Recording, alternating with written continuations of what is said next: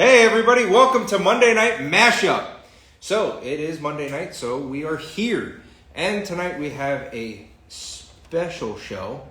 For those of you that don't know, this is a Redcat RDS, and we have Oscar Ramirez joining to talk about it. From Redcat. Yep.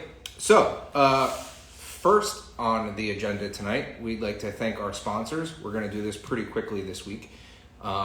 Just because we want to get into this and have a good conversation.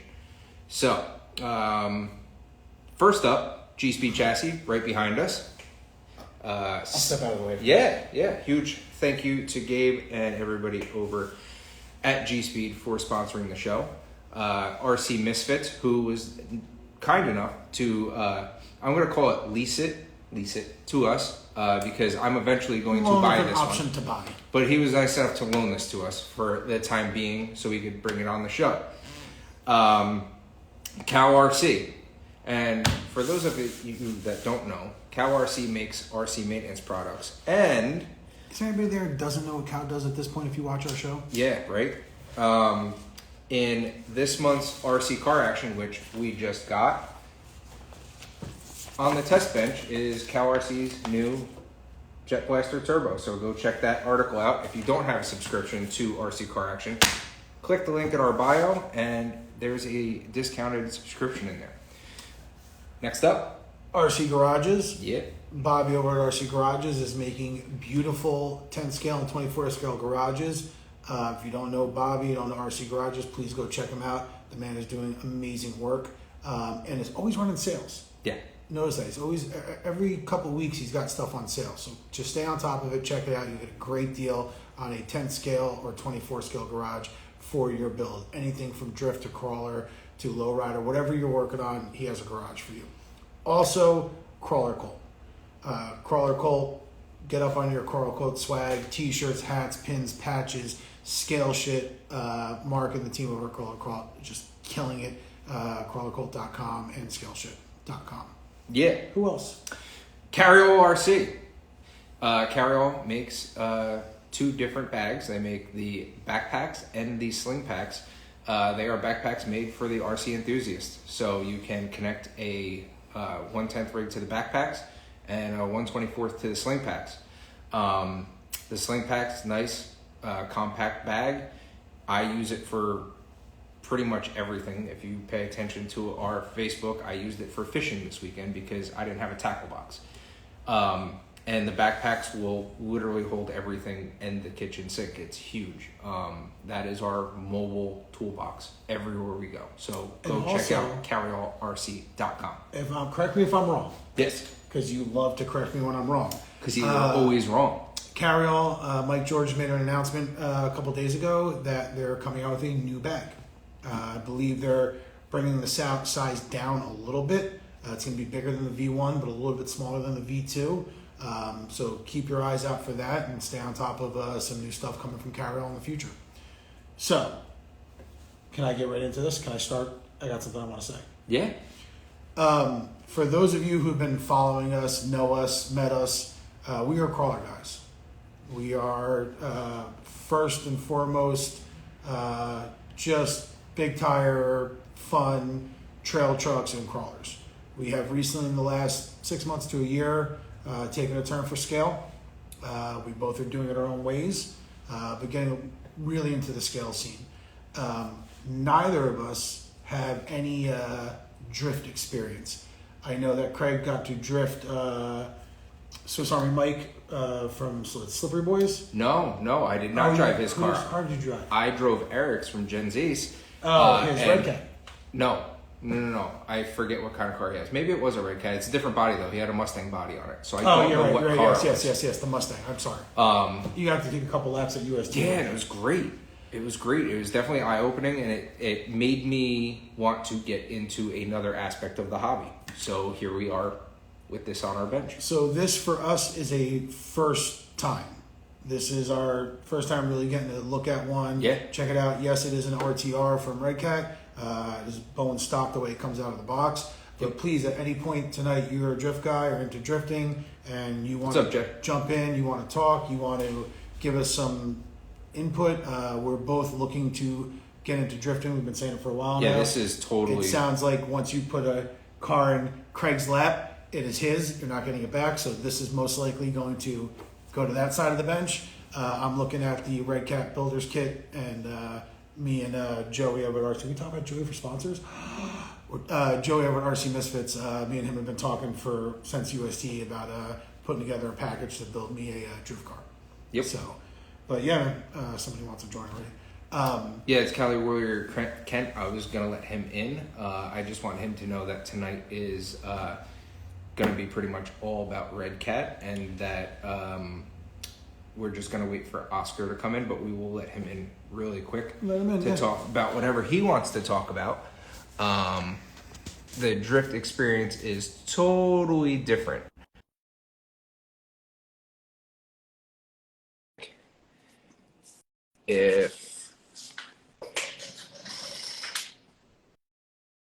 Oh boy. Technical difficulties. Not technical What's up, buddy? Just give me 1 second. We're just waiting for him to come in. So, what you got going on, bud? Oh, well, I'm coming back from Pacific Coast Hobbies in Lomita because my Traxxas ESC broke a few days ago. Common. Basically, what happened was whenever I plugged the ESC, the motor, I plug it in, right? And the battery too. And without any input from the remote, it starts going by itself. That happened. Oh, and it heats up. Heats up too. That is a common Traxxas problem. The ESCs like to catch fire as well. I personally don't have any Traxxas trucks or vehicles, but the most common thing I hear when you buy a Traxxas is to upgrade the electronics. I did. That's what most people Right say. away. I personally don't own any. You own 2? Yeah, they're fire hazards. Here, the weird thing is that actually at the shop they said that nobody's really had issues with these, so they don't carry them. So I'm gonna send the old one in to Traxxas, and they're gonna give me a new one. But yeah, actually, my friend a while back when he first got his, it caught on fire. Yep. I don't know how it happened, but it just lit up. So I don't know. I do love Traxxas. I love their TRX4. I like the TRX4 Defender. A couple other rigs that they make. Sport's nice. However, I always replace their electronics because I don't trust their electronics, specifically the ESCs. Yeah, the weird thing is that I haven't actually had any previous issues with them because my battery's fine, motor fine. Yeah, the ESC weren't it's bad. usually the ESC. Yeah. It's usually not the batteries or the motors. It's usually the ESCs. Okay. There's more than enough pictures of people with burnt black and charred ones. Also, Traxxas has a tendency to corner the market on whatever they're putting out. So they only have a specific battery in. You can use their batteries with their trucks, etc. Unique battery plugs, non-common battery plugs. Exactly. You can see the battery plug. Oh, jeez, I don't know where it went, but yeah, a non-universal battery plug. That's one thing. Let's see what else. Yeah, a lot of non-standard stuff just so they can gouge people to buy their crap. Oh, and also $50 shocks. Yeah. Forgot to mention that. Yeah, that happens. $50 shocks. So I am running Traxxas shocks on my Gspeed. So I'm not gonna say about their shocks. I am running big boys on my Gspeed, but Traxxas, Traxxas, there's a reason why they're the good. biggest and fastest name in RC. There's a reason why Traxxas has a NHRA drag racing team, a monster truck. Yeah. They have people like Travis Pastrana who are sponsored by them. So, but They did a lot of things wrong too. Yeah. they did for the enthusiasts. Yeah. So this is what's bad right here. So Yep. glad he didn't catch on fire. That's a good thing. No, Because when he was the guy that was testing it, it was starting to get a little bit warm. So Yeah, no, I'm happy you caught it when you did, and your truck didn't burn to the ground, and you got very. which is good because I have had stuff blow up before. Batteries, not ESCs though, and not inside the truck while charging, but not It's a good thing I didn't blow up though, because I would really hate to have to get a new truck, So. Yeah, no, that would definitely stink. Yeah, that definitely is good to know that Traxxas electronics. I mean, I've kind of heard about it, but yeah, I don't know how they just spontaneously just combust out of nowhere. Just because I had a friend. He actually had to get a new ESC because his just freaking blew up in his truck when he was running it. So Yeah, I mean, you reach out to them. They're sending you a new one already? I just had to mail. I think I had to mail it in, send it to wherever the location is, and then they'll send a new one back, I guess, or something like that. I think. Good. The weird thing is that the customer service, they said different things. Like the first guy that I called said that it's like a 1-year warranty or something. And then the second guy said that it's like 50% off if it's after a month. So Okay. I'm not sure which, but I just wanted to ask and see if you guys knew because I do you know. I do not use their electronics long enough for me to have to call warranty. It's probably a good thing because at least it hasn't blown up yet. Yeah.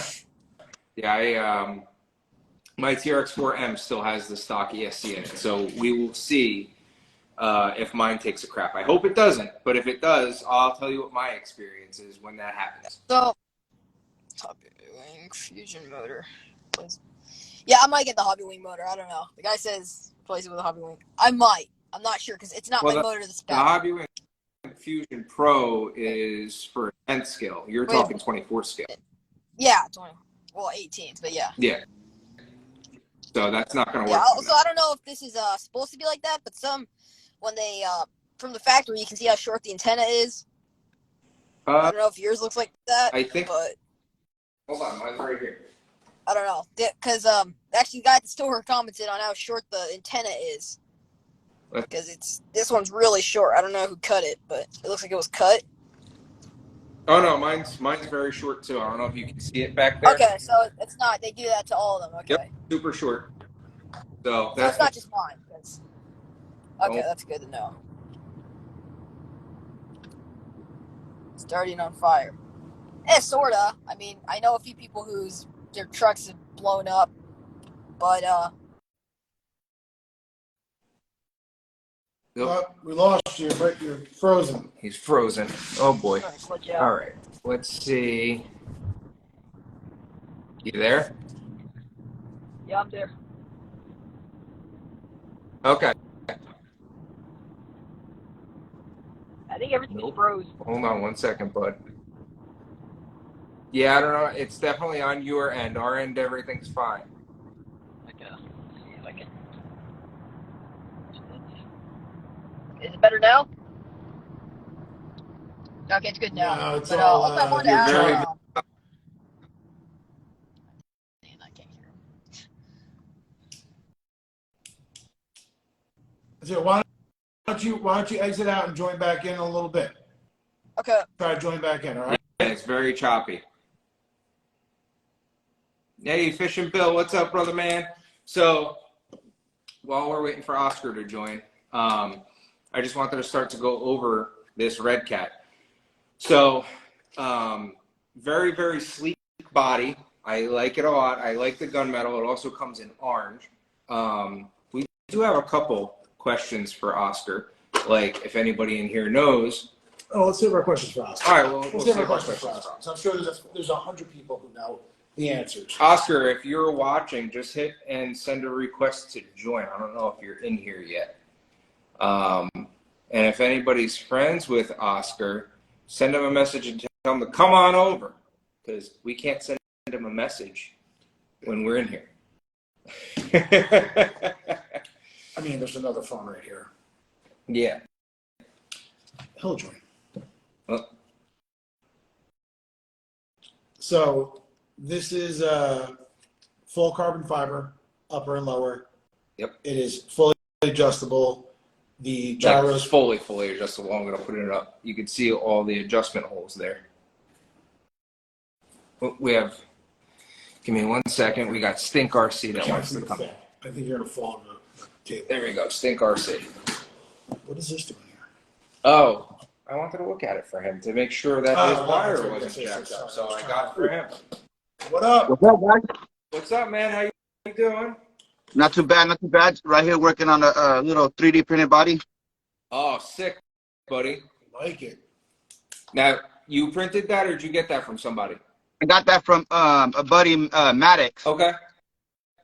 Yeah. That's sick. He 3D prints them. He actually makes them for 10 scale as well. Really? Yes. It's hard to find somebody to print 10 scale stuff. It's a long list, a long wait, but it's worth it. My buddy, I built one for him, and my buddy rolled it a couple times. He rolled it down like a 7 foot hill, all rock, nothing, scratches, yes, but no cracks. Really? That's awesome. Yeah, The only I was when he rolled that thing, I was like, it's gone, but no, it stayed still. It stayed perfect.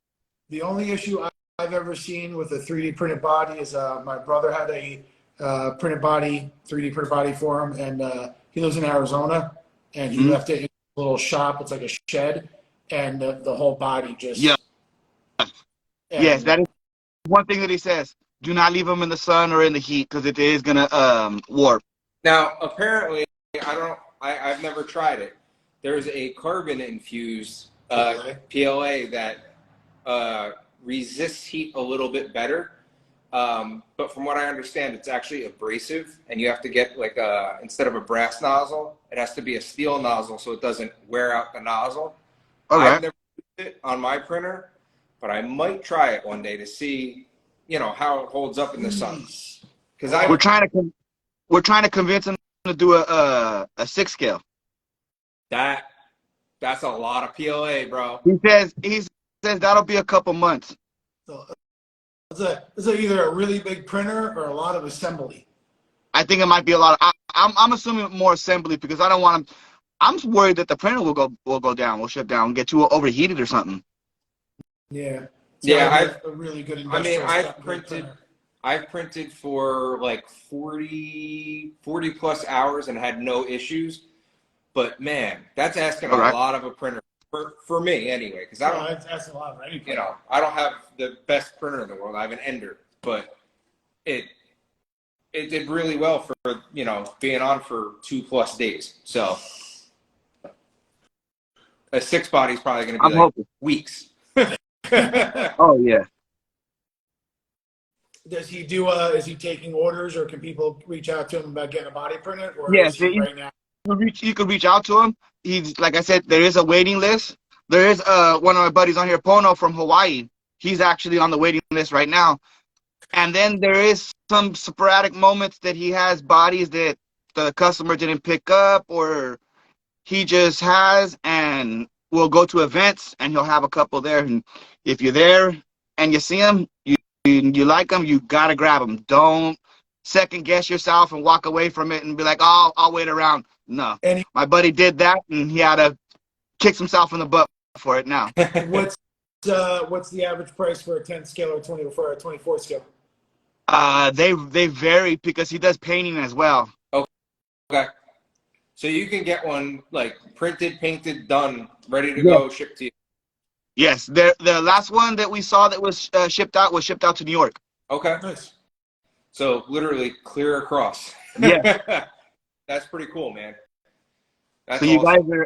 guys are more than welcome to go over there and try to check him out, because I know he does have some stuff, but he does get down in the bodies. What is it again? I want to write it. Maddox. I'll send you the link. Yeah. Please do that. Please. Yeah. Also, we'll throw the link up under the video when we post it, so if anybody else is interested. Yeah. But I do recommend, if you do want one, just be very patient, because there is a big list, waiting list. It happens.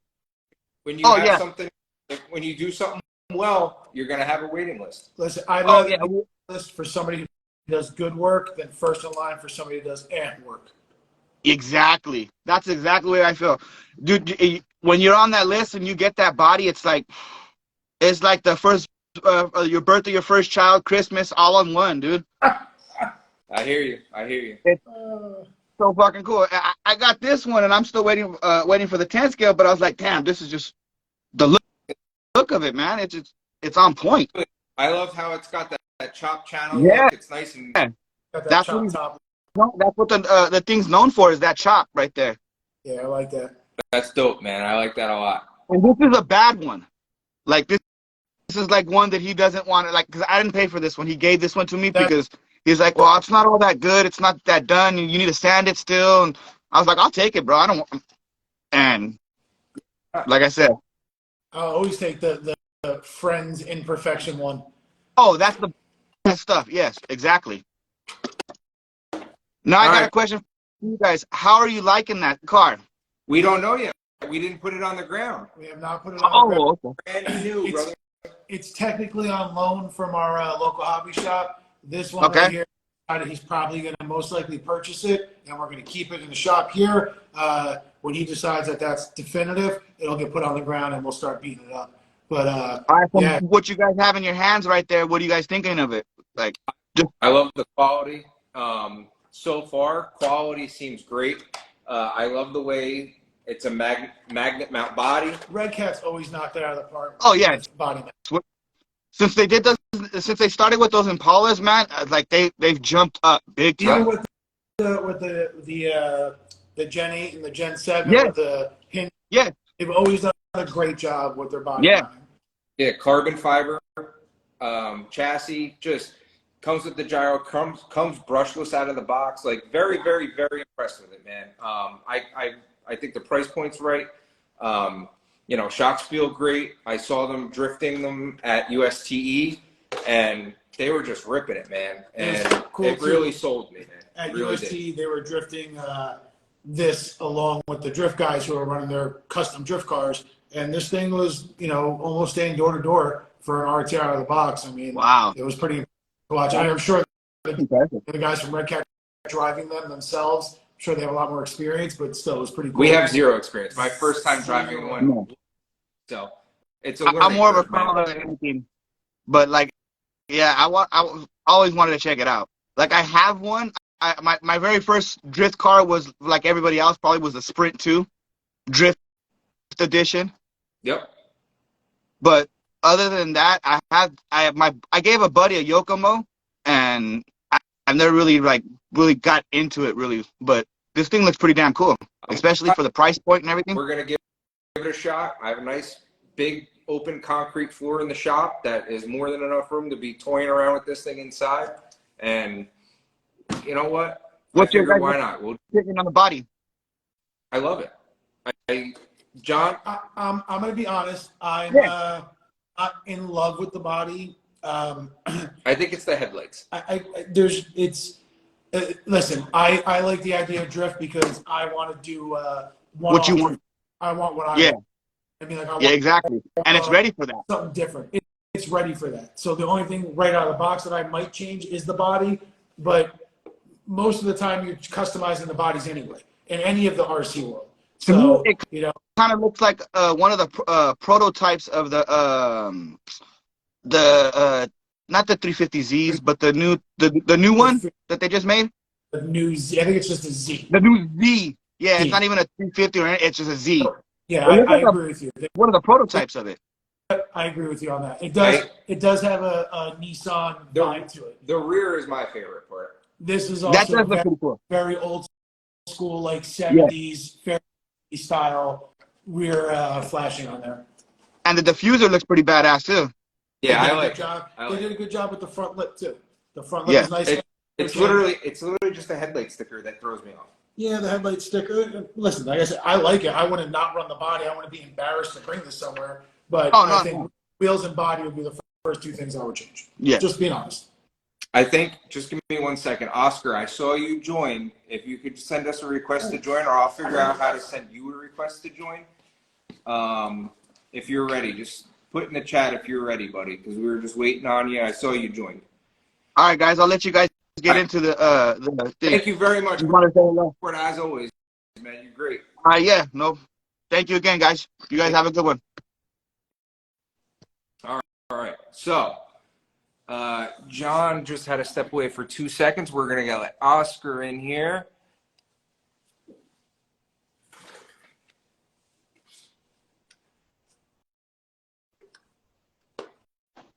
Yo, what's up, big man? What's going on, boss man? Doing? Hold on. Just double checking because the first time I get to see myself on here, so I gotta make sure that I'm. Now, you look good. Sexy as always, man. You're looking great.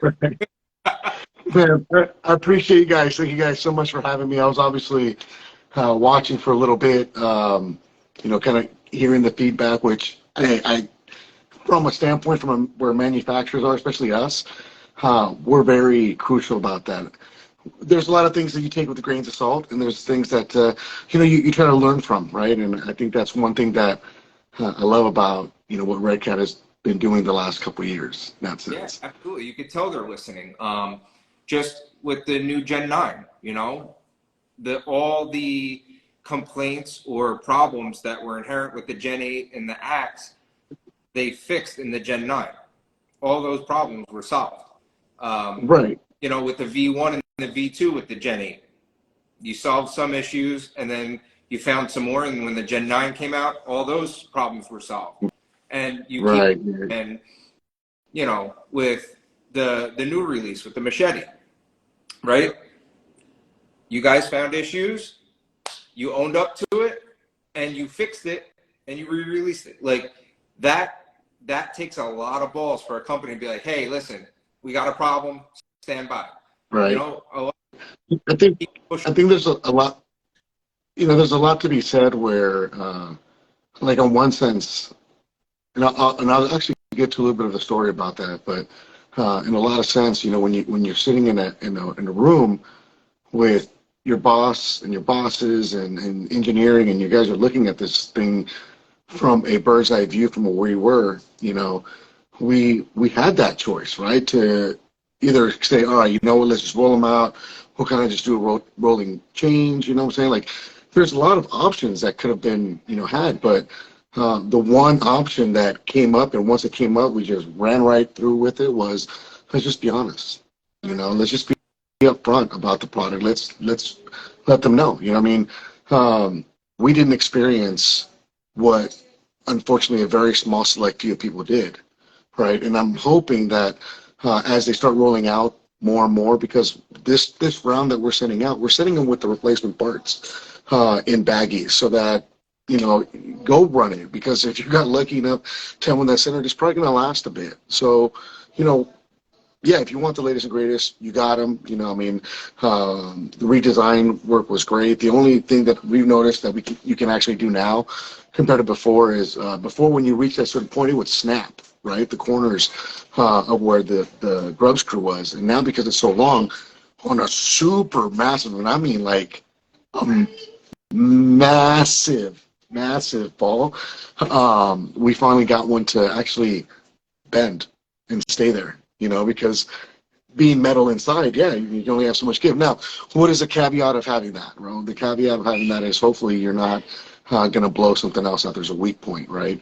Like anything else. And but it was one of those situations where once we saw a very small select few, we grabbed a batch of them, started checking them in depth, taking the arms apart and measuring, and getting a percentage idea of what went wrong compared to what went right. And we decided, let's stop it. Let's get it taken care of. We could let the factory know. The factory stopped everything that they were doing just to concentrate on this one thing with us, because we were going to send them modifications for the molds. We got that all wrapped up within a week and a half's time frame. Then we paid what it took to airship all these parts in. And if you know anything about airshipping anything, from overseas, it's not a easy task to do, nor is it a wallet-friendly one, right? But none of these things mattered. It was just getting in, getting out, making sure it happened, getting as many, opportunities to make it right. And the first order that we made, said, listen, we only need enough to get what we already have out going. We'll give you this, buy us a little bit of time, make some more parts, which we were able to do. A little update, the parts arrived today. So they're getting all individually baggy, all put in all of the boxes. We hope to have the Machete back up and live, hopefully within the next couple of days. That's huge, man. Awesome. And that story just shows your dedication to your customers. Because like you said, there were multiple choices, and you guys picked the one that was it shows your integrity the most. And that was huge for us, is integrity. You know what I mean? That's a big check, bro. Like that's a follow. But you guys, it's hard. And in another sense, one could say, listen, when you are who we are at the level that we are, in a pond of sharks that are really trained athletic fighters, You know what I'm saying? Yeah, we'll come with it with the 1-2 because we're going to be the underdog no matter what. So what do we have to lose by just being honest Yeah. with everyone, right? That's the way we look at it too. It's like, lose a little bit we have. Maybe we lose face on some realm, but maybe we gain a lot of, notoriety and trustworthiness than that the transparency brings. I think especially in a market like today where we've seen, unfortunately, other manufacturers, no, not just in RC, but no matter what you're doing. I mean, even phones, right?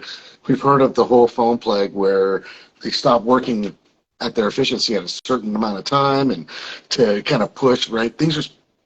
That's why the light bulb was invented to expire. You know what I'm saying? The original light bulb still, would outrun all of our light bulbs, but they needed to make reoccurring revenue. Yeah. So they had to make things that eventually fail, right? So when we're in a live market, in a world where that's become the norm, we just want, our motto has always been to try and offer everyone the best bang for their buck, especially when it comes around building the hobby with your kin, with your family, because that's the reason why Redcat even was formed to begin with, right? The owner of the company was approached by some manufacturers to see if they wanted to do some RC business, and the owner was really into RCs with his son at the time. I can't remember the age he was at, but they were really big into going out and RCing. So, this was a hobby for them that eventually turned into a business. And, here we are, 2 states or 1 state later, because the company was originally from Louisiana and, landed here after Katrina, where they got completely wiped out. Yeah, and So when you talk about, like a true underdog story, it's like, that's, man, like, the whole company was washed in our water. The owner, not we, because I wasn't with them then. The owner said, no, we're going to keep going. We're going to keep pushing. We're going to keep making this happen one way or another, and moved the company to Arizona and created more and more products that we can sell. And some of them were rebrands at first to get things going. And then it was all monumental to drop something as awesome as, the Gen 7, the Gen 8 that evolved from there. Now the Gen 9, but more specifically the lowrider RC culture that we never expected to just boom like it has, and that's why not drift cars, right? It was an easy thought to make, And it's funny because that's another thing I've never even put hands on is a lowrider, and I'm like, you know what? Next event, if you guys have one there, maybe I'll look at one because you guys have ways of getting me to put things on my bench. It happens, bro. One of the coolest things about all of us that work there is that we're all RC junkies at heart. Like, from you can see behind me, not everything on my wall or even up, behind is Redcat. Like, I own something of everything. I'm an RC junkie at heart, but yeah, my drift car is Redcat because we dropped it and I had to have one. Like, for me, it was like I hadn't been into drifting since it was cool to have all-wheel drive to me at TT01Es. I'm saying, like, back in like 2011, 12, 13 maybe. So the whole rear-wheel drive thing was new to me completely from a driver. That's why I opted to film the video instead of drive.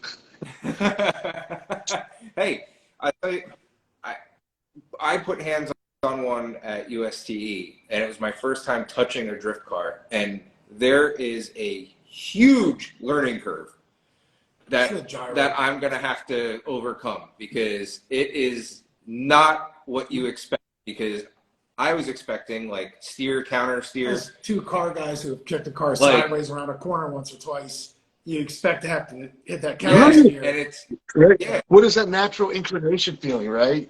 Counter steer yourself, trust me, I struggled with this. When we were filming the car, thankfully we had the owner of Tandem Drift, who happens to be the designer of the RDS, so the last, set of years, all he's eat and sleep, breathed was RC drift, what I'm saying? And owning his own drift shop, like that, it was really like, yeah, you drive, bro. You take the keys. You know what I'm saying? It was like, I can't. I'm not even gonna try that one. And he brought someone else that works with us that was also really heavy into the drift scene.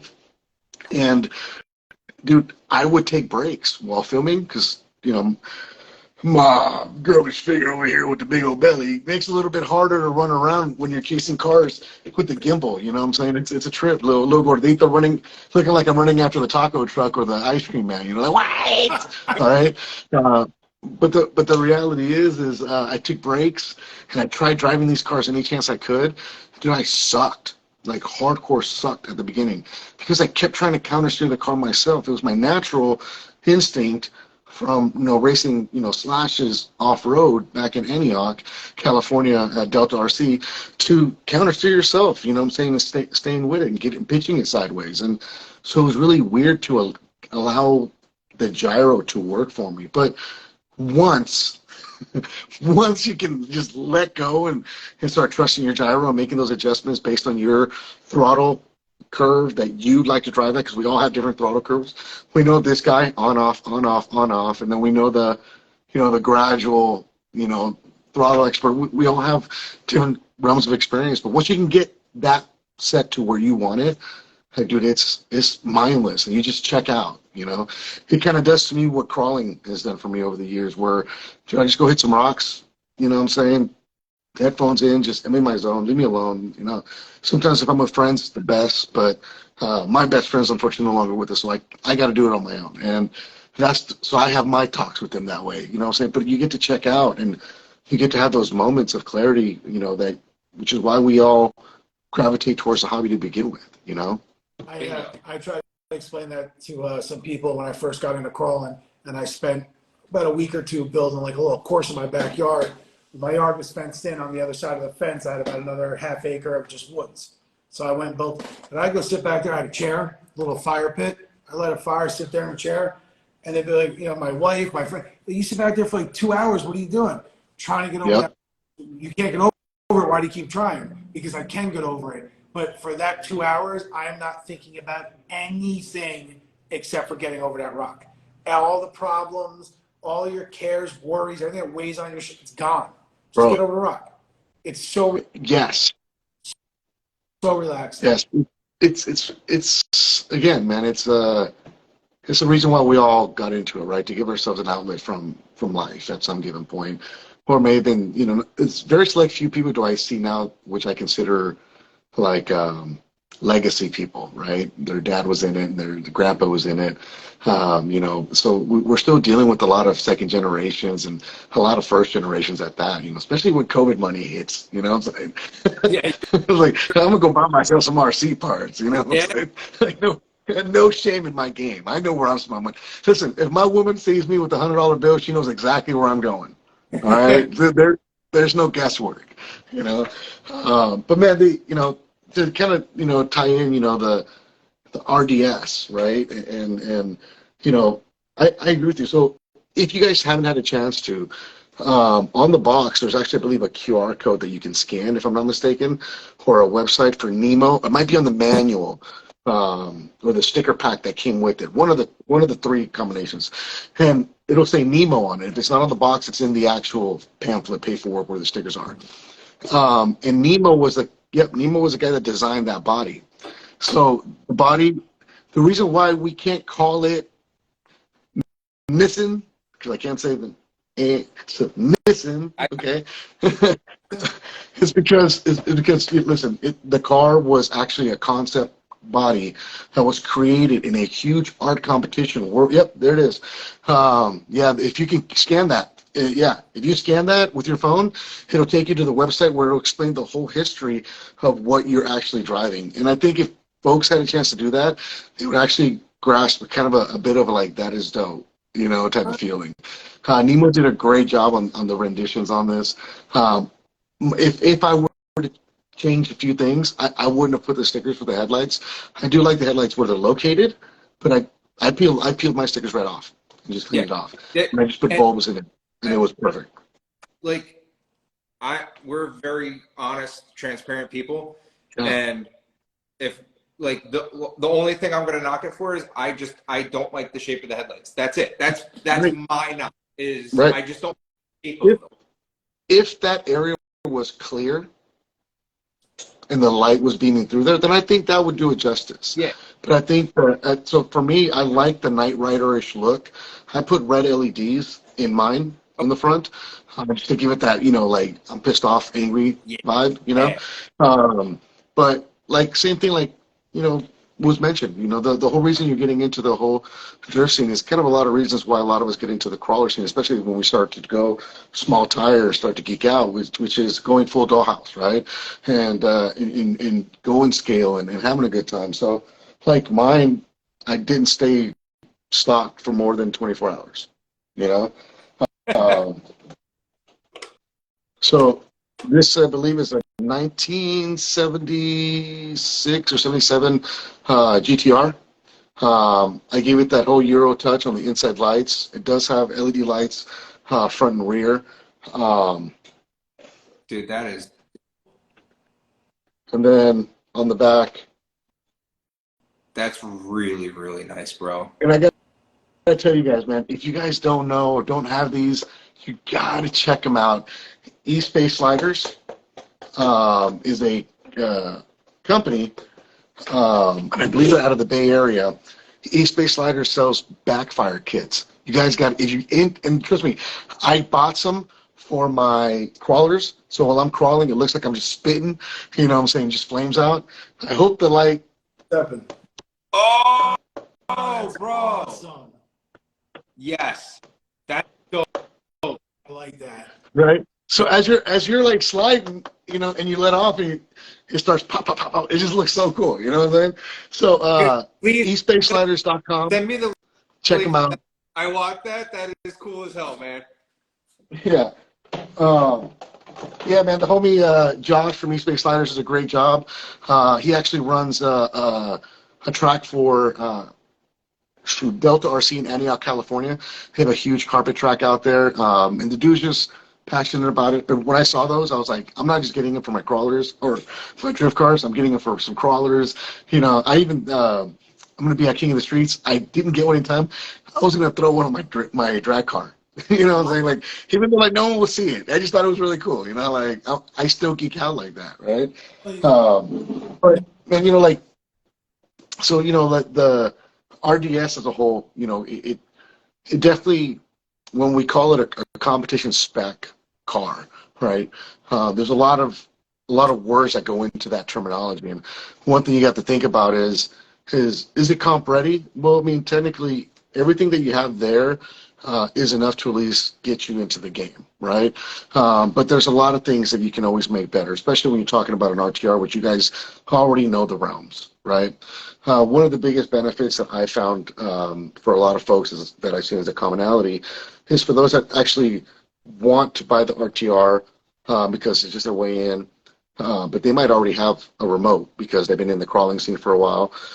Man, get a receiver, man. If you pair it with a good radio, I found it to be night and day difference. Nothing against RTR radio, but that's exactly what it is. It's an RTR radio. I've had Tactics, I've had Spectrum RTRs, I've had multiple RTRs, and they all have their own place, depending on your wallet, depending on your needs.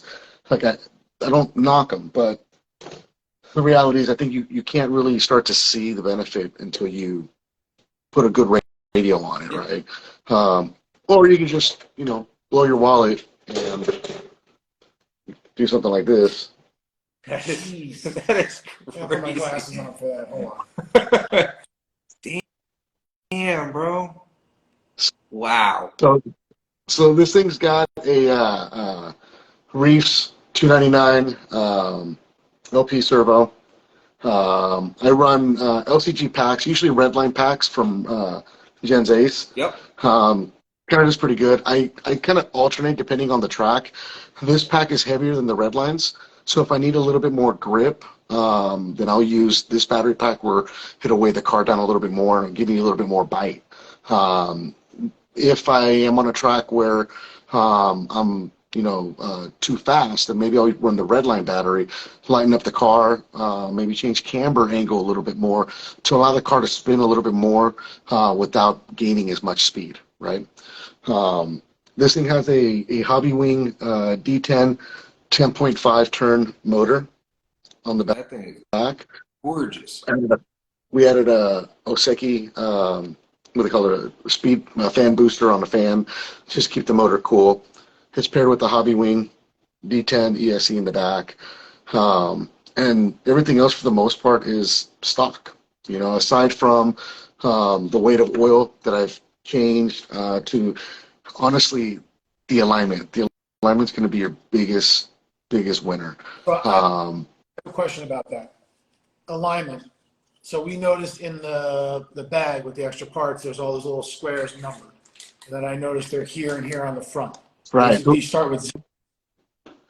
Yeah, so those are toe blocks. Okay. So so there's a couple of different things. So you guys ever see Roadside RC by chance? Troy Fakes? No. Check out his YouTube channel, Roadside RC. He has a video where he actually goes through the changing those to change your acrum angles and the toe, and he kind of goes with his setup. But if you guys actually want a little bit of a cheat sheet for those guys that are just getting in, if you go to the Redcat website, there's actually underneath the product there's a downloadables where you can actually download spec sheets, alignment spec sheets, and we call them setup sheets, right? They're kind of known in the race world for years. Everyone wants to know what top racer ran what, so he sometimes will share his information. I ran this much toe in the front, I ran this much camber, this much acronym angle, you know, all these things that kind of come into play, the shock weight oil that is used, the dampening, you know, preload, like it can get down pretty nutty and crazy. But we actually have some sheets, a couple different setup sheets in there, as well as a blank one that you can make your adjustments. I do strongly recommend going down to Harbor Freight and buying yourself a cheap micrometer, because we're talking millimeters of adjustments. And when you're talking about millimeters of adjustments and you're eyeballing it, your eyes are, I mean, there's some guys I know that could probably do it, but you're not going to get within a 3 millimeter, you know, spread of it. You know what I'm saying? And if it's that sensitive at the millimeter mark, you know, that's, get yourself a good measuring tool. You know what I'm saying? Great. Enough. I agree. I think we both have them already for crawling. I have a micrometer. But Yeah, I have. Definitely, it is definitely something you should have in your bag. Absolutely, man. So, but yeah, man, alignment goes a long way. As you can see from my front setup there, I got a pretty good amount of toe, pretty good amount of camber as well. And some of these things come into play when you're trying to lock the steering. We do have some hop-ups coming out. I'm hoping probably within the next quarter, if not sooner. Things like upgraded hub carriers, right? Your front spindles, lower arms potentially, you know, some other things. So there's some things that are coming that are going to help with these things and upgrades, and some things are going to be coming in aluminum as well. So there's some things that are going to help you gain that. But there's ways, if you guys can, I don't know if you guys can see here, but you see how I had a shave? Yeah. Yep. So I moved my mounting point to the inside and then shaved so that when I lock, Oh. I can still get, you know, motion, you know? I got you. Yeah, mine is So,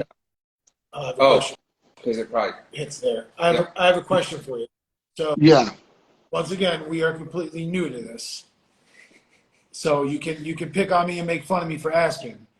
Is there a special tool to take off? No, you just gotta get a pick or something behind it and pop it out. That's just, it's pressed onto the actual, I want to say either the shaft, the spindle shaft, or the actual nut. And then there's a flat 7 mil behind it.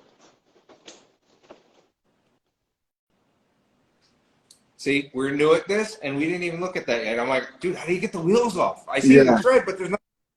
Right. No, we wanted everyone to be stuck with our stuff, you know, like either ride or die, guys. Sorry. we'll play with it break later. it. I'm trying to get it off now. I'm like, I want to see. Yeah. Yeah, but they are intended to pop off. So, but yeah, I mean, like I said, going to the website, we wanted to give people those resources. We're actually, I'm working with Shane right now so that I'm the one that kind of does a lot of the video recording for Redcat for a lot of the videos now moving forward, and a lot of the photography that you see for a lot of our image, the actual hero images. They're my photos as well. So it's just part of the multiple hats that I wear, while, working at Redcat. And so it's really cool to have a website that has those kinds of resources. And sometimes, unfortunately, you don't know until, you say it, so, or you hear it. So hopefully, there's folks in here that can benefit from that in the future as well. But alignment really goes a super long way. It just depends on whether you want to be hobbyist or if you want to be, taken more serious. Is there, is this RTR 3S friendly? So, yeah, you can do 3DS or 3S. I don't think you'll need it ever. That motor is punchy enough to get you what you need. And take into consideration the tires that are on it are entry RTR tires, so they're really intended for that person that is just bought it on Christmas morning and they don't have a P-tile or polished concrete location to use it on, so they're going to use it in their driveway where it's asphalt or it's pavement, of some kind of cement. So that's kind of what those tires are for. But I would strongly stick to 2S on that, in my opinion. Just curious. We had heard that they were 3S capable, and everything in the middle says 2S, 2S, 2S. So I was just making sure that you'll find that in the realm of drifting, and I had to learn this myself. I'm way too fast on the track. Like, I'm trying to cut people off like it's a race. I'm like, bro, no, chill, bro. Chill, slow down. Just whip and turn. Whip. So it's very much like a real, lax state. So you hardly ever need to push it to, to that point where you would need 3S. Although I did joke with one of the guys at work, I'm like, bro, I'm going to throw stickies on this thing, and I'm going to make a drag car out of this thing just for giggles, like, not this one, but I'll get another one, maybe throw some, 3-inch primes on them, you know what I'm saying? No, I know. Maybe like a mini bug body or something on it. I don't know, I think that would be cool as hell. I think you need to. Throw a wheelie bar on it. I have a Volcano EXP Pro sitting on the shelf over there. I've had it for a while now, and I keep saying I'm going to turn it into a crawler. Thing does it's stupid fast. It's so much fun. I was like, let's throw all this crawler into it and see what happens. No, trust me. On crawlers, bro, I am the king of 3S 35 turn brush motors. That's my gig for the longest time. I did 14 hours straight at Axial Fest 2016, 2015, nonstop, just pack after pack after pack after pack. We wore out motors on that weekend, no joke. But then once, I decided to try brushless, and the first time was a Rock 412. I was like, oh, this is great. I'm just going to bunny hop onto this rock instead of, you know what I'm saying? I just got to change it up a little bit, And now everything I use that I crawl with is all brushless, you know what I mean? Even down to... It's so much easier. It's maintenance free. I don't have to worry about getting grit or sand or anything in the brush motor. Yo, that's nice. Hidden compartment. Yo, you got the hoverboard in there too. Oh, bro, you gotta have the hoverboard, bro. You gotta have one. Same speaker box I had in the center of my pickup truck in high school. Right. So what I'm saying is, for me, it doesn't matter if it's a crawler or not. I gotta have brushless now. It's the norm, especially with the controllability you have with sensor systems. Especially nowadays, you'd be a fool not to have it. I have another very important question for you.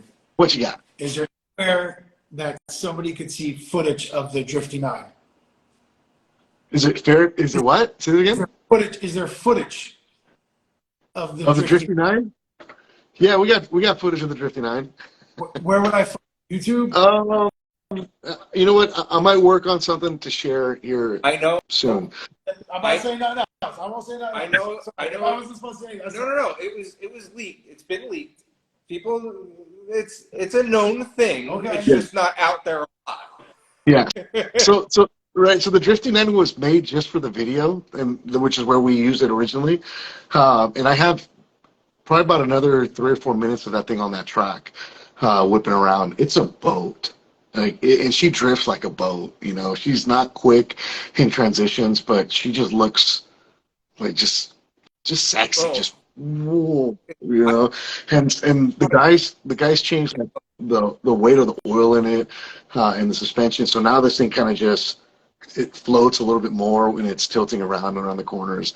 That's kind of the new norm that we're seeing in the scene where people are moving their batteries higher and suspension geometry higher because they want to see the body roll. It's kind of I don't know if it's new, but it's definitely something that's becoming really popular in the recent, weeks and months. So, yeah, the guys they love that thing. It's a blast to drive. And we actually, when we made one, we actually made a handful of them because we didn't know if we were going to break one. We didn't know what was going to happen, just for the video purpose. And I think there was like a minimum that we wanted to get done with the material that we were already cutting. But it was one of those things that we joked around and it was like, I mean, if there's popularity, who knows? Maybe we could offer that, the top and bottom plate. So all you do is just swap them. You know what I'm saying? I told him, I was like, bro, I want a 64. You know what I'm saying? I want a 59. Whatever I can get my hands on. I want that Chevy, that the Kyosho body, bro, the Bel Air. I would love that. Sideways all day. Right? All day. Just all cambered out like Stance Nation on a old school like that, 100%, man. I That would be. There's definitely a market there. There's got to be a market for that, dude. I think there's got to be. I mean, we're both the three of us right now on this. Oh, I got at least another 4 or 5 people in my pocket I could call right now and be like, sign me up. How much? Bro, yeah, I'm telling you right now. There's one thing I know. If Eric was around, he'd be like, it's got to be a Prius. You know what I'm saying? Actually, hold on. Somebody just requested. Oh, it's trailing with Timmy. Timmy, we'll get to you in a minute. Let's Timmy has finish questions. talking. Maybe Timmy has questions. Do you mind if Timmy joins?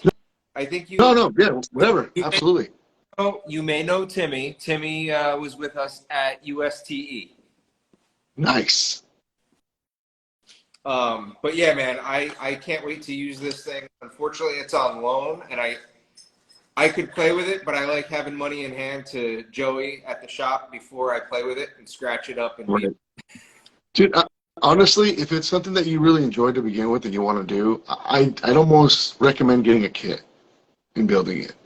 It'll do you so much more justice, especially if you're already a nursing person and you already have a transmitter, bro. You know what I mean? Like, it would make your life so much more enjoyable than trying to adjust this thing to what you want it to do little by little, That's Joey at our local hobby shop. That's what he recommended was go with the kit and let's build you a car for you. Let's figure out, like, I'll let you play with some I have. Let's figure out how your driving styles. Let's build you a ground up car.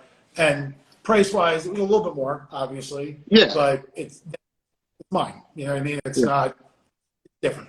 So. And just like anything else, right? When you're doing any kind of building, I mean, you can go mild or wild, right? I mean, I got budget crawlers and I got, over the top stuff that just has everything you can throw into them, money wise with electronics. I mean, sky's the limit. You just got to find what fits your wants and your needs.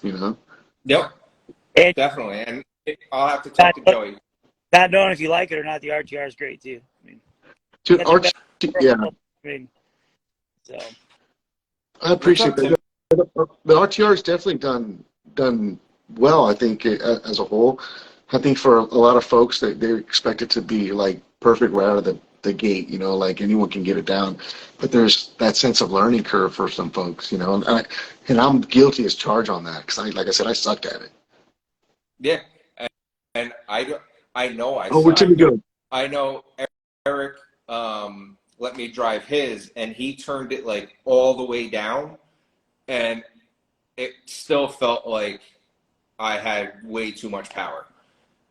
And his was like detuned all the way for like beginner status. So I know I'm like, I guess I'm used to being behind a crawler and being like, I know what I'm doing. I know what I'm good at. I know what I'm not good at. And to jump into something that I've driven once for like 20 minutes is like, it's intimidating, man. But I really, really, really like that I can just go to the hobby shop and buy one that's going to be set up enough for me to practice with. You also are a little bit more than me into the building aspect of the technology and the ins and outs and understanding every inch of the electronics. Mm-hmm. So I could see you getting an RTR, learning how to drive, and then slowly upgrading to what you want. Sure. I want turnkey as good as I can get for what I'm going to do. I'm not going to, like, my crawlers are pretty maxed out, right? I'm not going to, you know, everything I've done to them at this point, I don't think I'm going to upgrade anymore. No. Like, you get to a Bro, just wait till, you know, Castle, Hobby Wing, or one of them offers the Plex capacitor, and it's over. It's Yep. true. Yeah. True. Somebody's going to drop something and we're going to go buy. Right? It's like the next baddest thing, you know? Like, it's going to happen. So, you know, me and John are both curious, and I don't know if there's an answer to it. Silly question. What does RDS stand for? So the Redcat Drift and the S is silent. the S stands for nothing. Listen, So in the office, I have a clipboard before the show, during the show, and after the show. I take notes. And dude, that is hilarious, and I'm so happy we asked because there's an answer, and it's freaking funny. I said, love that Redcat Drift series. Love it. That was my guess. So when they brought me the terms, right, and because I do all the social media stuff, you know, and they're like, yeah, so we're calling it RDS. I'm like, I love that, dude. Redcat Drift spec. Oh, that's sick. And they're like, no, the S just is nothing. What do you mean the S is nothing? Well, it kind of looks like a road, the S. So I mean, it's, you know, it's. And I was like, that's stupid. No, the S has to stand for something. And I was like, you know what? It stands for Shane. Redcat Drift Shane. You know, because Shane designed it. And he was like, no. That's just there's no term for it. So every day at work, there's someone. The joke falls. The S is for Shane. That is, you know. So this kind of falls in line with our USTE trip because we're all having good times on the trail. And what was it? I mean, I'm John. The J is silent. Yeah, John. The J is silent. Yeah. And it just falls in line to this now. It's hilarious. Right? Yeah, I'm telling you. So I kind of joke with people because, you know, it's often than not you're like, oh yeah, hey, what's your name? It's Oscar Ramirez. Ramirez, yeah, it's French. The Z is silent. Dude, it works with so many. Bro, fantastic. and they look at me and they're like, we. You know, like we. All right, you know. Man, hey, we got I'm gonna let we're gonna try Timmy one more time and see if he's Bring him unfrozen. in, hell yeah. Timmy, are you unfrozen now? You're a mess. I think we're good. Right. What's up, brother? Not much. How are you guys? Good, man. I need to figure out what to make silent my name now. Damn it. No, there's always got to be something in there. So like the S is what you make of it. It's like the name is so cool. You can just do what you want. Exactly. Just like the builder's kit. Guys, I may have to get one. Dude, you should because then we can go to different events and play with them. Yeah, then I can bring it out this summer when I ride out east. Yes. We could go to Reckless and just destroy them on their carpet or on their drift track. I'm ready to go. Yeah. You should ride to Beats Creek. No. Come on. I have to drive him. Oh, First of all, no, but you want him to ride in 10 hours to beat the creek? yeah. I'm riding 7.5, 8. We can do it. Yeah. So, Timmy, do you have for Oscar? What's that? Do you have any questions for Oscar while he's in here? I do have one question. Does the kit have any hop-ups versus the RTR? No. Or They are identical. Right, they're identical. It's just minus the electronics. It actually even comes with, I believe, the lower mount for the body too, in case you wanted to run the body. But we didn't want to differentiate. That's why we priced them so aggressively where they're at, because we figured, the drift, the spec side of it, right, or drift spec side of it is making sure that the car came with all of its adjustability to the end user. We kept seeing a lot of other manufacturers where they would offer a product, but then if you wanted adjustable, toe links, then you have to buy different, arms or different toe links, actual toe links, right? If you wanted to adjust camber, same thing, right? And if you wanted, to get away from the plastic, shocks, then another upcharge. So we figured that if we kind of were able to offer something that at least came with all those things factory, that, for a lot of the folks, hopefully we'll be doing them justice and getting them started in the hobby, because we've seen the hobby kind of go with its ebbs and flows, but we've seen it really pick up quite a bit in the last few years, and we were just hoping to get in there well enough to be able to offer people an option that will hopefully continue it going. And being that we're a company that designed it here locally in Arizona, that really meant a lot to us to do, right? That we weren't working with any engineers across seas to design this. It kind of has our America design type of feel going into it, which is kind of cool, it's its own vibe, if anything. Gotcha. Yeah. I need to keep an eye out, though, for the full drifters. No, they're fun, man. And like I said, if you're into the building scene, you just do it up. Right now, I'm actually on my 3D printer. I'm printing my second seat. I made a deck that I'm going to mount right here, and I'm putting 2 race seats, a little center console with the huge Hoonigan e-brake on it. So you can still have some fun with it and make it, definitely.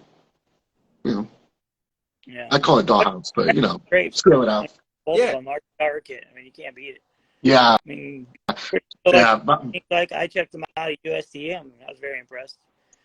Yeah, dude, they were fun. I actually was really bummed out because the RS4 Drift 2 or whatever they were we had back, all-wheel drive era, Right.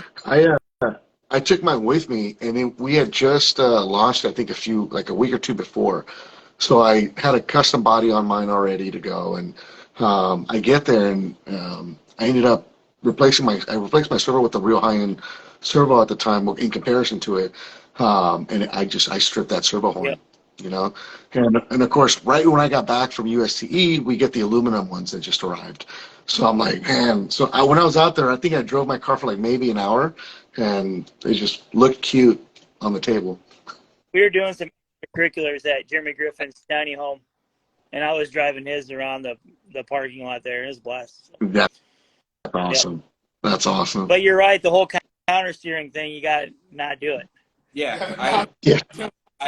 Or not counter. It's going to be a learning curve, and it's going to be a lot of fun learning, because that's what I love about RC. Even if you're doing it wrong, it's still fun. Right. Like it's not like anything else where it's like trial and error can get very aggravating and tedious. The trial and error with RC it's fun the whole way. Yeah. Like think about unless we all start crawling. Unless you're just a unhappy person with life and, not doing something right aggravates you. Don't work. They exist. They exist. Trust me. I see them. I do all the time. If you're getting super frustrated in this hobby, you're not doing it right. It's all about learning and relaxing. Right. You're not the best at whatever you do the first time you do it. Nope. So, right. The only frustration you should ever have in the hobby is like, I burned myself again with the soldering iron, or you know what I'm saying? Run to my paint. That's the worst. This brand paint job. I'll see like motor in, damn it, and then a week later comes out with a new better motor, and you got to upgrade again. Yeah. The best part about the hobby for me was always replacing with brakes, right? Until I got into building, and I'll get lost in a build for a year straight, a year and a half, and I won't let up. I'll just work on it, and I'll let it sit on the bench for a week and walk away from it when I get to a point where I'm just like, I don't know which way I want to go with it next. And I'll just, fuck it, I'm going to leave it, and then I'll come back to it. And I go, okay, I know where I'm going to go with it now, But that's what it takes. I mean, like, I think I got a build here. This thing's going like on year 2, which is a Element Enduro Square with body. a K5 body on it. And then, of course, I got some CNC custom wheels, deep dish. Those are On nuts. that bad boy. Wow. Those 2.6. 2.2. 2.2s. 2.2s. And then the tires are the ones that RC4 Wheel Drive released, I think, earlier this year, if I'm not mistaken. These were what were these? The Aturos. But yeah, I mean, like I said, so I couldn't figure out what I wanted to do with this thing for the longest time. I said, but I had it, so I'll do something. You get on it? What's that? You doing a cantilever rear on it? Are you gonna cut the I did cantilever on that one. No, I did not. I'm actually what I did is I actually 3D printed an actual toolbox for the back. Oh, cool. Well, not toolbox. It's originally started as a toolbox, but it's going to be a speaker box. So there's going to be one big speaker in the middle, and the rest of it just was giving me closure. So my question I ask anybody who's first time on the show is you have a plethora of RC behind you. For crawling, what is your go-to? You get your boy calls you, hey, we're going to hit the trails today. What are you grabbing? What's your go-to off-the-shelf truck? So that's a tough one because there's Old Trusty. Okay? So, I mean, if you named it Old Trusty, then that's got to be the go-to. Well, it's Rusty Trusty. So Rusty Trusty was my first ever crawler I ever bought, which actually was a Scorpion AX10 back in the day. And the only thing original left on it is the rear axle housing. That's great. This thing's been to about 7 Axial Fests. Every single Pro-Land by the Fire, even when it was the G8 series with Parker. It has SEX10 axles. You can see she's got years and years of wear and tear. You don't get that driving it for 2 hours. No. But on top of that, this thing's from the XR mod days. So I got the XR mod in there. I got beef tubes inside, front and rear. It does have a Delrin skid on a original first generation Gspeed chassis. I think at the moment it's got an X-Fox system with a ProCheck 370 in it. So this thing just has never let me down. It's just one of those rigs that just keeps going. Yeah, man. So that's Trusty Rusty or Rusty Trusty. What is it called? Yeah. Trusty Rusty. Trusty Rusty. Trusty Rusty. What's your guys? And then this is. Oh yeah, that's cool too. I like that. What truggy cage that? Did you build that? Yeah, that was built by someone out of Livermore, California. He doesn't do the work anymore. I think his name was Crawler Creations was his name. Whenever I need a truggy cage, I go to JR Fabworks. He's out in California. Right. Yeah. I call him up. I need a truggy cage. All right, what for? And tell him. I want to do Absolutely. I want to do one for I want to do an exo cage on something, but I'll probably just send him the truck. He's like, just send me a truck. I'll do whatever. So. Heck yeah, man. Yeah. And see, that's what I loved about the hobby for so many years is that you get to meet so many people that like, yeah, well, I'm a welder. Cool. Well, like, I'm really good with electronics. I'll tell you what, we'll just, help each other out, you know what I'm saying? And you always end up with these dope builds, Yeah, man. Definitely. Well, I just like the whole aspect. I mean, you guys, we meet up at USC, beat the creek. It's like, we see each other, maybe twice a year, and like pick up right where we left off, Right. I look Right. our dinners together when we get together. Yeah, we got a place for dinner this year. Yeah. Right. I'm camping, but I'll ride. I'm riding down. I'll leave the campground wherever. So, sorry. I'll find a Harley dealer. I'll just rent a bike out. There you go. Be cool. On Rover renting around. Hey, Timmy, I don't want to kick you out, but I'm kicking you out. I'm gonna I'll see you guys in 3 weeks at Beach Creek. And nice meeting you, Oscar. Have a good night. Likewise, Timmy. Thank you, bro. See you guys. I'm just gonna real quick. I'm gonna let Fish and Bill in. He's a regular on our show, huge supporter of us. Fish and Bill's a regular on my show too. There you go. So you know each other already. Bill! What's going on, man? What's up? What's I up, don't bro? get to talk to you. Man, I get to talk to these guys, and I'm stoked enough. But now I get you. It's like icing on the cake. right. I don't gotta just read your comments and go, "Hey, what's going on? Hey, what's going on?" Man. A little This bit is more pretty cool. interactive. I actually I don't know if I could do this every day though with the crowd that I have. So jam the shit out of me, man. How's the wing? Hey, you know how big of a Redcat fan I am. The 8's most underrated crawler in the game, I think. Personally, in my opinion.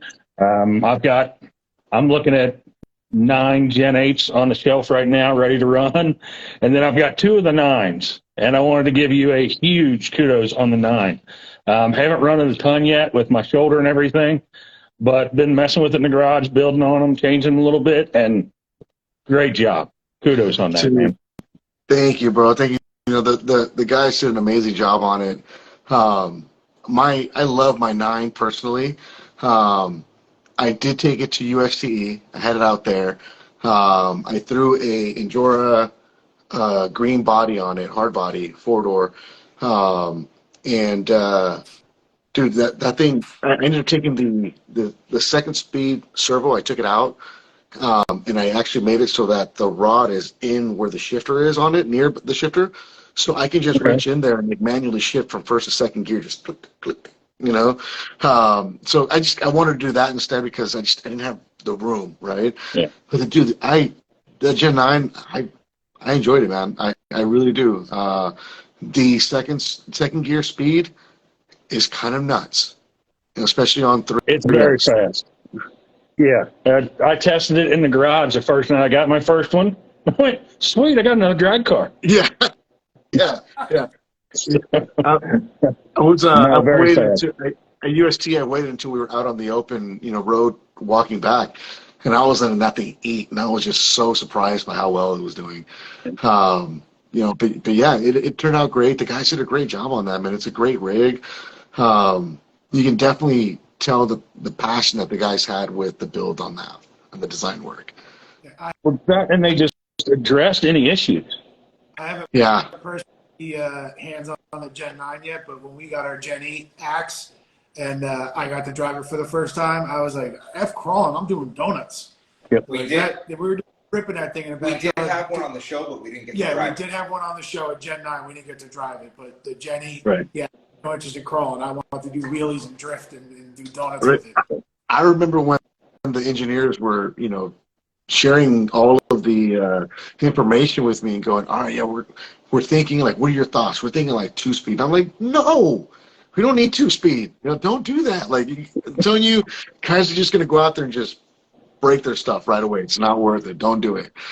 And then like a month later, yeah, so we did it. Ah, geez, okay. Let's go. 2-speed for the win. Like, I'm all in. I'm actually debating putting a 3300 in one of the Gen 9s right now. I've got an Axe 3300 that is burning a hole in my pocket. And I'm really thinking about putting it in there. Right. I have a Castle 28 or 2780 or 2870, something like that. It's a micro crawler system. And wow, like that thing just is a trip to drive. It's Gear? What's that? Did you change gear? Mm-mm. No, left the stock in it. Awesome. Yeah, I let it eat, and that thing sits on like some RC 4-wheel drive. I think 90s in the front and like 70s in the rear. No oil, and that thing just floats. Yeah. Awesome. Well, I got one question for you. What you got? Can you give it? Do you see any new bodies coming out to the lowriders from Redcat? So there's no, hiding it. We have been working on 2 bodies for quite a bit of time. Buick Rivera body, which I'm sure you've heard and we discussed it on the lives a few times, as well as a Caprice Classic. 89 or 79, if I'm not mistaken. 79 or 89? 89, I believe. 4-door. So we're working on those two avenues right now. We need to get those samples back and approved if they're well enough, so that we can get onto the next lineup. We have a list of bodies that we want to do, and every time that we finish one, we deliberate. Like, they bring a couple of the engineer guys in, one of my marketing managing boss, the owner, myself, and we're like, what body should we do next? And I'm just like, well, we should do this one. Well, that body, if we do, a non-traditional 3-piece, we can have it done in about 6 months or at least 4 months. But if we do a full detail one like the 64 and the 59, it's going to be a year project. So we have to simultaneously do 2 mediocre bodies, which were the 2 that I mentioned, the Riviera and the Caprice, while working on more detailed body. Now, with that said, the time that we would have spent to create another body of that detailed caliber, we have not been spending it on that. We've been spending it on something else. And it's going to be well worth it. Mm. You saw the video for the RDS, right? Yeah. Okay. And you guys were at UST, so you got to see that thing on our bench out there, right? Gen 9 throwing it around. No, I didn't see it. Okay, so watch the RDS video, and you'll see a Gen 9 towing, right? It's a pretty hefty thing it's towing. Yeah. I mean, yeah. Take a look at that. It's been a while since I've seen it. Yeah. So there's your Easter egg for the day. That's all I can share. I'm going to have to check it out with a magnifying glass. There's a lot of, so we really always try to have fun with it, and really enjoy, that aspect. But there's a lot of good stuff, that we're still working on. But sometimes the problem is people want, we want a body, one of the body. And like, if we could, we would, but there's some things that we still want to do that we have not been able to do because we need a pause on that to do this. But the people that want this are going to like it too, Well, you guys did a killer job on all the bodies. The 64, it came out, I think, a month before I started working with them. I was blown away. Like, I had been a Redcat fan for a bit. I used to use a lot of the Everest 10s and the Gen 7s as vehicles that we would use in the foundation that I worked with and still run with children with autism. And we would use them to allow parents and children to go out there and crawl in a non-judgmental atmosphere, which is, ASD crawlers, right? Yeah. So we would use those because the price is right. And we were able to, destroy them, repair them, really, frugally, not break our wallets to do so. So when I joined on, right before I joined on and they dropped the 64, like, for me, I was like, that's what I've been wanting since I was a kid, a lowrider RC. I didn't care what it cost. I didn't even ask the wife. Like, thankfully, she was cool about it at the end of the day, maybe the end of, like, day 28, but she was cool eventually. And what ended up happening is, like, I fell in love with the detail they put into it. I was in awe, with what they did. And so when I joined in and then they let me into the back room and showed me what we still had in the works, I was just like, that's okay. Wow. You know what I'm saying? So, and a lot of things you guys have been able to see with the 59 and the Monty, I tell you what, I got one more thing I'll tell real quick, because I wanted to tell you this specifically. I turned 50 this year for my birthday, and you know how bad I wanted a 59 Impala. Yeah. Wanted one, a couple messages, want one. My wife surprised me on January 1st, which is my birthday. We drove to Indiana to meet a guy. He got me number 218 of the Jeffries. No. 59. Yeah. Oh, dude. And that was a killer present. That is why I married that woman. Right. That and she can make killer gravy. Right. Have you guys seen So this edition of 59 by chance? Did you guys see the color combo on it? yes. No, but you guys, have you guys seen the, have you? So Yeah. A very limited color option that Yep. we only made 1,000 units of. And right? that came in a nice box, right? Right, autographed and everything. Yep. So we had Jeffries fly out, and he autographed every single one. This was honestly probably the funnest project that I had worked with. You know, I was a big fanboy of Jeffries growing up. I actually hated the guy for a long time. Like, not hated, but hate is a really strong word. I say hate like I'm from the hood. Like, man, I hate that fool. I love him. He's cool. You know what I'm saying? Like, but the reality is he would always put a ad in the Lowrider magazine, the Lowrider Bicycles magazine. I was really a big avid reader of these magazines growing up, and he would have a full spread page of all of his cars. Nothing was for sale though, but it looked like an ad. Yeah. Nothing was for sale. I was so pissed. Every month it's like I'm just taunting people with the fact that I have this and no one else does. You know what I'm saying? And so I just like, I want what he has. And so when it dropped, I had to have it, man. You know, and that's why the 59, the Jeffries Edition 59 was so monumental. I have my own. I actually own Car Zero. I own the movie car. Yeah. No. So the car that we used to film the video is the one I had. And I had him sign it and put 0 of 1,000. That body, while we were filming, got scratched, which is why there's the extra body, you know. But I didn't have the fancy packaging. I didn't have any of that, because it's the car that I physically was given in parts. It was an LRH 285 chassis, and they handed me all the chrome parts, and they're like, "We need you to build the Jeffries Edition car. These are the specs. These are all the parts that are going to be on it." I'm like, "Cool, put it all together." Oh, it's the movie car. I built the movie car.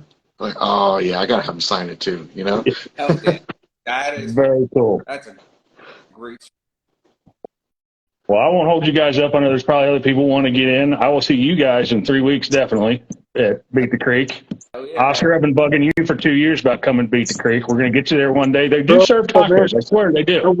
You know, it's definitely not a matter of want, because I definitely want to. I just got to get work to send me out, you know, or have the vacation time to do it on my dime, you know.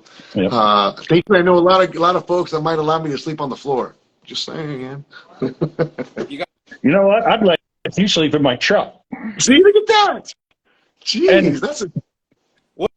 Plus, I'm a big cuddly guy. It gets cold at night. I give off a lot of heat. Okay.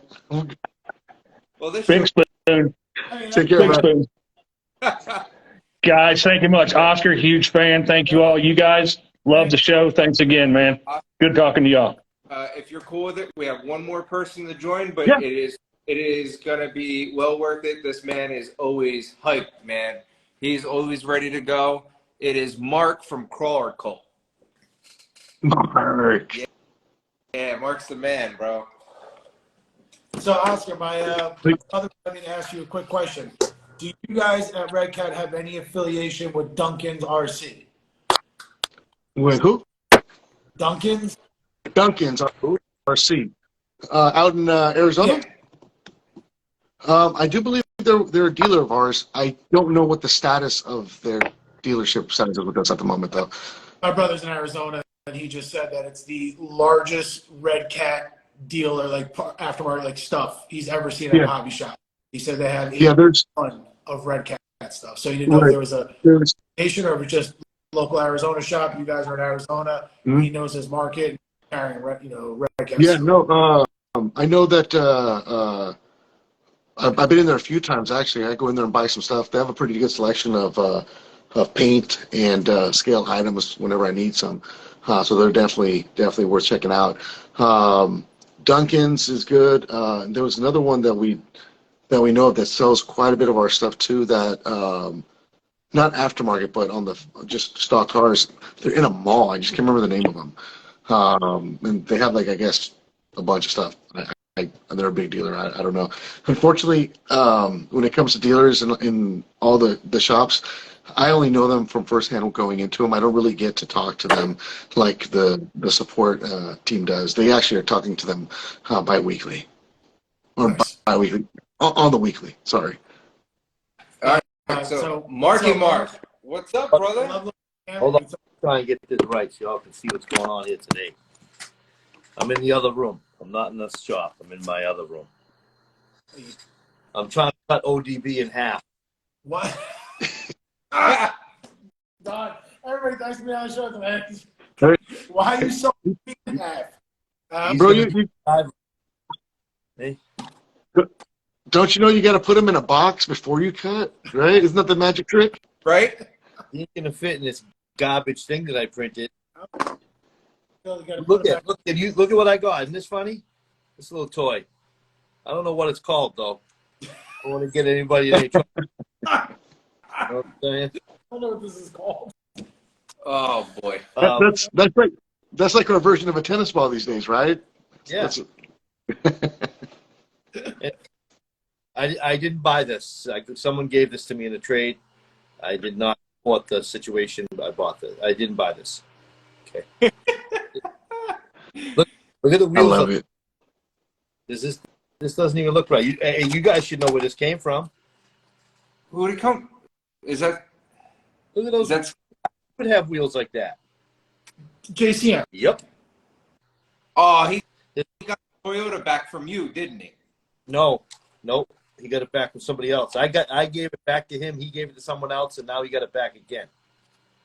Oscar, I don't know if you know this, but Mark at Crawler Colt and John at JCM go through trucks.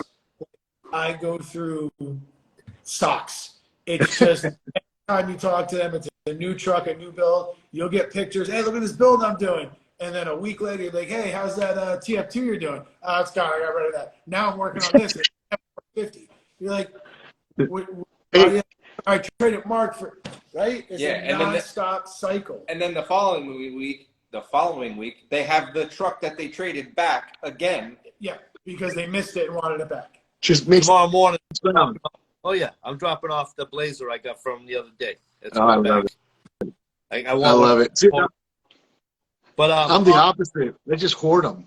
Hey Oscar, I believe I used to talk to you on the telephone. I used to work at Reckless Hobbies. Hey, what's going on? Yeah. Yeah, I think I met you down in Florida too when I was down there with Sean a couple years ago. Right. Yeah, we would go out there the last couple of years. I enjoy it out there, man. It's a good time. I love it, man. When I'm not getting in trouble making videos, I'm okay. So we got into a little trouble this year down there. Did you? I don't know if they're gonna. I sent them a nice letter saying thank you, and I never heard back. So maybe they will not let us back. I got into it. I wouldn't say I got into it, but I made a video, not last year, the year before. It was a Dukes of Hazzard style video with my 64x4. It was a Gen 8 with a 64 body on it, and we made a whole chase scene through their stuff. And we weren't really reckless, but yeah, they didn't like that too much when I posted that video. They felt disrespected, so I totally apologized. I reached out. Listen, I was like, hey, if you need to blacklist me, dude, it's on me. It's not on Redcat. I did it on my accord. I'll take the full hit. And but yeah, by the time the next year came, everyone forgot about it. So I was like, well, they're not family friendly, and people don't like that. Right. That's what it comes down. It's funny, Mark. Not for nothing, but people assume you're not family friendly. But I watch you at every event, and you love giving stuff to the kids. You love the giving away free stuff. You love the family aspect of it. So if you know your family, Crawler is for the children. Crawler Colt is for the children. And my kids are cult shirts. So As well as my kid's daycare sends out a newsletter every week, and it's a very nice newsletter, and it has about what they did that week in class. My kid's 4, and the last newsletter they sent out, my kid's in one of the pictures wearing a Crawler Colt hat in his classroom at daycare. So I don't tell me that they're not family friendly. right. You know what I mean? Like I don't want to promote anything to children. We're mainly all grown men, and that's what Crawler Cult's about, is having a party with grown men. That doesn't sound right. Wait a minute. I get it. It'd be a lot worse if we said it backwards, okay? I just want to have good time with this hobby. The hobby's fucking awesome as it is, and just let's have a party with it. Let's bring music and just partying and having a good time. No, I absolutely agree, man. Growing up in the Bay Area, and that's where I'm originally from. I've only been living in Arizona for about 2.5 years. So, all of my crawling family and friends are, back in the Bay Area. So, yeah, we have our own swag. We go out there, we play our music and have a good time. And when we're out there, we're just celebrating life and just enjoying it, right? And we play follow the leader, which is someone's in the lead. And as soon as that person hits something they can't get over, cool, get to the back of the line. Next guy's up, and then you just keep rotating as you go. And then we'll play, like a brotherhood game where it's no hand of God for the next, 20 minutes. So anytime someone rolls over, no, gotta recover. Gotta help each other recover. So, it's that camaraderie. Like no man gets left behind. And that's, it's a cool feeling when you finish a trail and you're like, hey, dude, that was dope. Like, oh, dude, we almost lost it too down the hill. Yeah.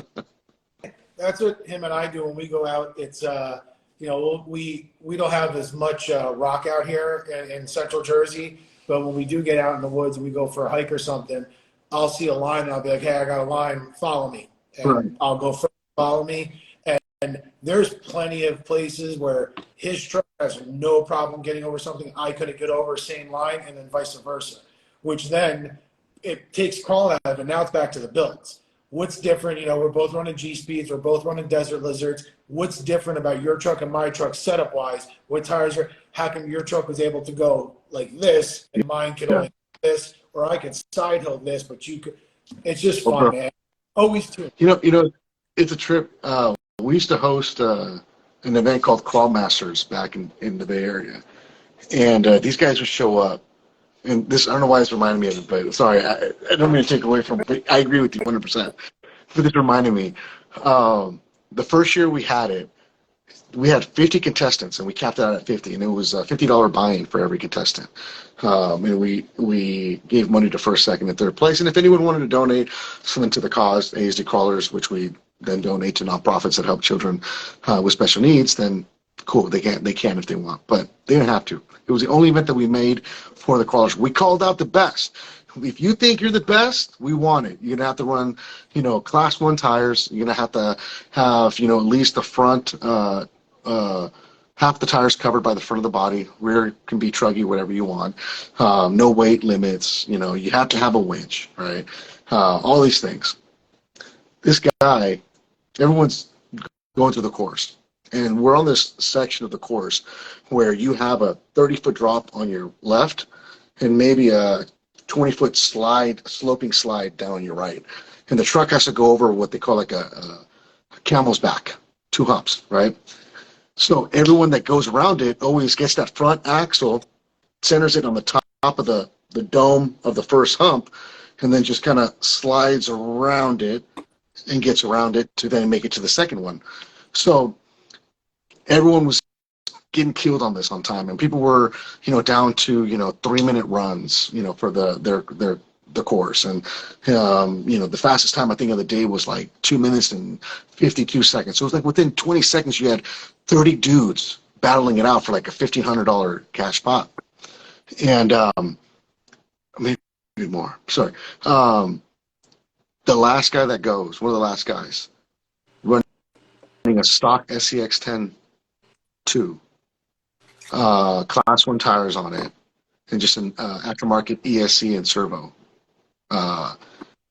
Goes to the course in a honcho body, and he gets to the first hump of the second, and he just sends it and clears both of them, lands it. He shaved off what was 30-40 seconds that everyone had to creep around. And dude, it was the most gnarliest thing. You're like, this guy just did it with a stock truck and just tires. Like, what? And the differentiation of him winning, he beat everyone by like 45 seconds. I've seen people at local events. Somebody showed up to Hidden Valley Crawlers in Runnymede, New Jersey, with like a stock Ecto. Like stock, he just took it out of the box. and he's running with people that are $2,000 like comp builds and no problem. Yeah. I'm like, dude, what is Dude, happening? sometimes, bro, the drivers, it's skill, man. Yeah. Shout out J-Rock. J-Rock brought it, man. That was awesome. That was a great year. So the next year, I changed it up, and I took him to the beach, and I had him make him crawl on these rocks, and the back was the actual ocean. So like now it was a real pucker up moment. People had to wear raincoats. Trucks fell into the ocean. It was bad. Not the best idea I ever had, but it was. Do not mix, bro. Dude, it was still gnarly, and I think we ended up at that one. It was like a $75 buy-in per times 50. It was a good, it was a good day.